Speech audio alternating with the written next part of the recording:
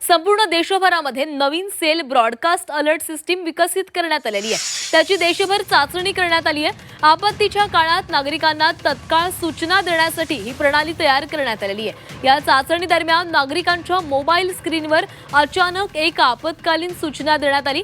या सूचनेसोबत एक मोठा विशिष्ट आवाज किंवा तीव्र व्हायब्रेशन देखील झालं।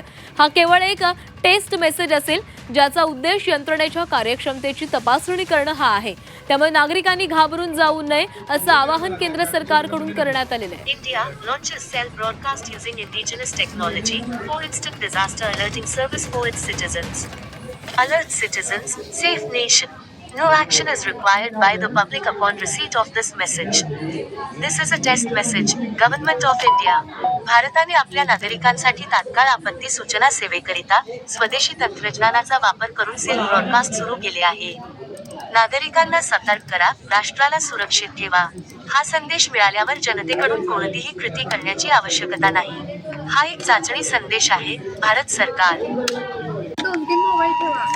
व्हिज्युअल इम्पॅक्ट होईल सर। तो फोटो दे ना मला, त्या ग्राफिक्स वाल्यांना पण दे ना photo. India launches cell broadcast using indigenous technology for instant disaster alerting service for its citizens. त्याच वेळी सायरन वाजलेला आहे। No action is required by the public. केंद्राकडून मोबाईल बेस्ड डिझास्टर अलर्टची चाचणी करण्यात आलेली आहे। Government of India. दूरसंचार विभाग आणि एनडीएमए ची ही विशेष यंत्रणा आहे। सेवेकरिता स्वदेशी तंत्रज्ञानाचा भूकंप, वापर पूर, करून युद्धासारख्या सेल संकटात ब्रॉडकास्ट सतर्क करता येणार आहे। नागरिकांना सतर्क करा, राष्ट्राला आपत्कालीन सुरक्षित अलर्टमुळे घाबरू नका, सरकारनं तसं आवाहन केलेलं आहे। कोणतीही कृती करण्याची आवश्यकता नाही। हा एक चाचणी संदेश आहे। भारत सरकार। व्हिज्युअल एक्स्ट्रीमली सिव्हिअर अलर्ट अशा नावाचा जर काही मेसेज आला असेल तर घाबरून जाण्याचं कारण नाहीये। मात्र माझ्या सकट अनेक जण थोडेसे चिंतेत पडले, कारण अशा पद्धतीचे मेसेज काही मिनिटांच्या अंतरानं वारंवार आले। या ज्या ताई आपल्याला दिसत आहेत, खरं तर या मुंबईत गावाकडून नव्यानंच आलेल्या आहेत आणि त्यांच्या मोबाईलवर अशा प्रकारचे मेसेज आले। इंग्रजीतला हा मेसेज आहे, मराठीतनं सुद्धा आलेला आहे, मातृभाषातनं, वेगवेगळ्या भाषातनं हे मेसेजेस येत आहेत। मला सांगा की अचानक असा मेसेज आल्याने काही घाबरगुंडी उडाली का? हो, घाबरगुंडी उडाली, कारण असे मेसेज येतच राहतात। असं अकाउंटमध्ये पैसे असतात ते म्हणजे जातील असं भीती वाटते।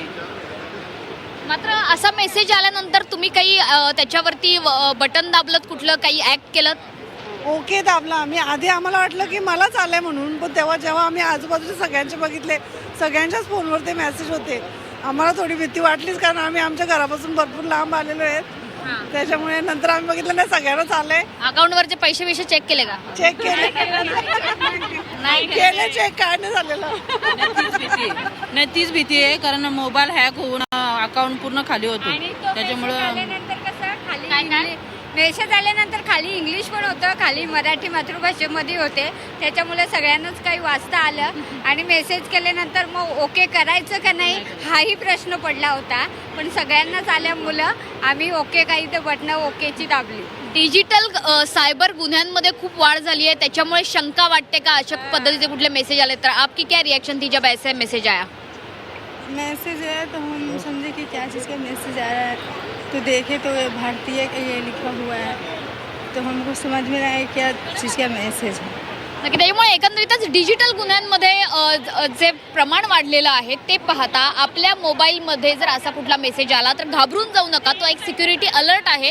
मात्र निश्चितपणे अचानकपणे जर अशा पद्धतीचे काही अलर्ट्स आपल्याला येत असतील त्यावेळेस आपण नेमकं त्याच्यावरती काय प्रतिक्रिया द्यायची हे अनेकींना सुचत नाहीये। आणि म्हणूनच मुंबईत फिरायला आलेल्या तुम्हाला पण आला का मेसेज? यांना नाही आलेला, बघा यांना नाही आलेला आणखीन। तर त्याच्यामुळे एकंदरीतच